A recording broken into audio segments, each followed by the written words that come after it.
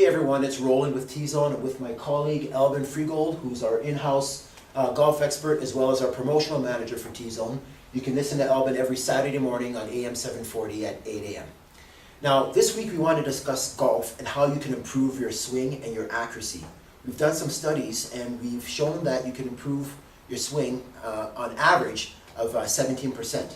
So I'm going to show you a warm-up and a few exercises that you can do to help you improve your swing as well. So to start, we're going to have Alban just put his arms up to the side.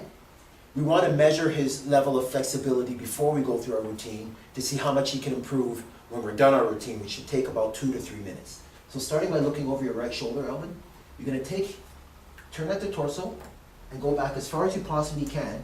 And we're going to mark a spot on the wall, and we do that by using this pink arrow to demonstrate how far back Alban can go. Okay? Now you're going to do the same thing, Alban. Come back to the middle, now looking over your left shoulder, taking it back, turning at the torso, going as far as you possibly can, and we'll mark your range of motion using the pink arrow again on the left side. Okay, now you can just get back to the middle. Okay, so to start, we're going to turn the machine on. If you want to start with your feet together, ideally we want to get the speed to 50 or more. We just want to get the circulation going and get his blood pumping before we actually get right into our workout. So we'll do this for about 30 seconds or so. And ideally, if you can stand in a pelvic tilt, and what that is, it means you're just basically squeezing your bum cheeks together, tilting hips forward, and engaging your core muscles.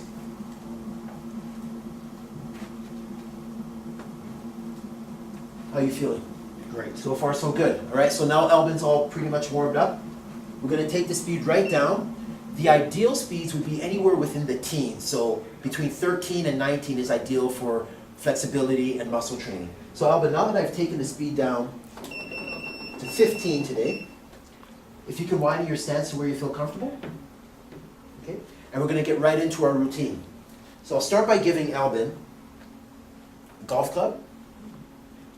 And if you can just fold your arms and put the club between your arms. Okay? Maintaining that pelvic tilt.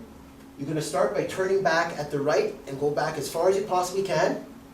You're going to hold that, breathing, come back to the middle, and do the exact same thing going the other way. So looking over the left this time, maintaining that position with the club between your arms, come back to the middle. Going to do it a couple more times here. Turn back going to the right, maintain the pelvic tilt, hold the club in the arms. You'll notice that he's increasing his range of motion each time he does it. Let's get back to the middle. Left side one more time. Don't forget to breathe while you're doing any exercise on the machine. Back to the middle.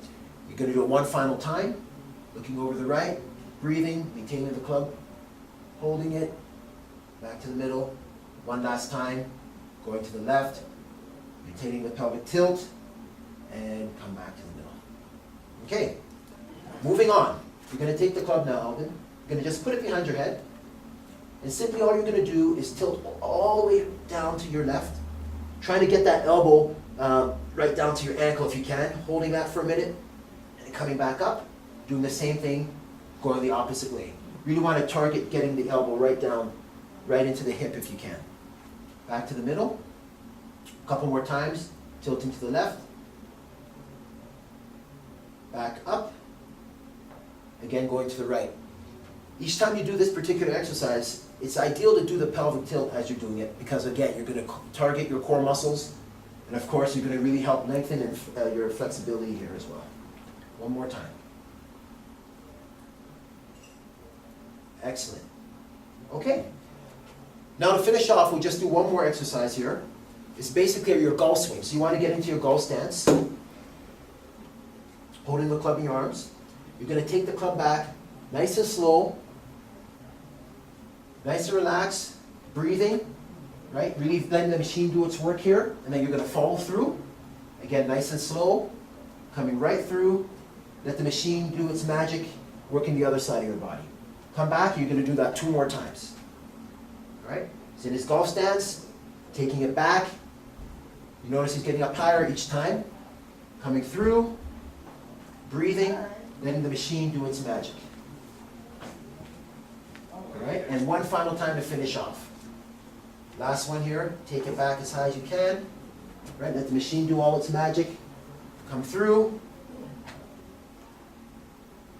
Finishing off, holding it there, and here we go.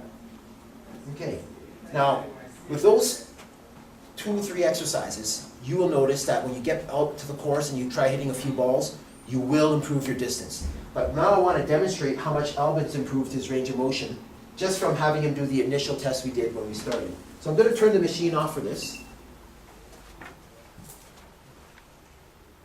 Now I originally measured his range of motion with the pink arrows at the back. Now if you can put your arms up to the side, start by looking over your right shoulder. You're going to turn back as far as you can. Alright, so you can see where the original pink arrow was, and wow, quite a drastic improvement here. He's improved by just over a foot there in his range of motion. Same thing going to the left side, looking over your left shoulder. And on this side, he's just a little under a foot, coming back to the middle. Now, like I said, if you were to take this routine after getting on the machine and apply it to your game, you will improve your distance. So try that out, and if you have any questions, feel free to visit us at tzonevibration.com, or you can find us on Facebook or tweet us if you have any questions. Thank you.